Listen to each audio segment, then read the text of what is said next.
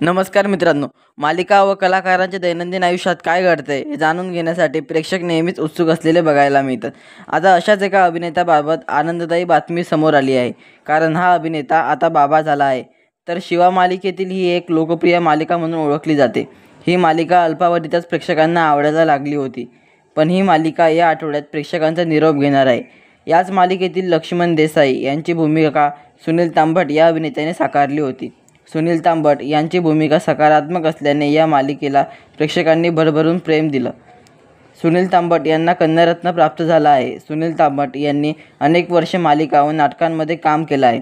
सुनील तांबट यांनी शिवा मालिकेत त्यांच्या वयापेक्षा जास्त असणाऱ्या व्यक्तीची भूमिका साकारली होती.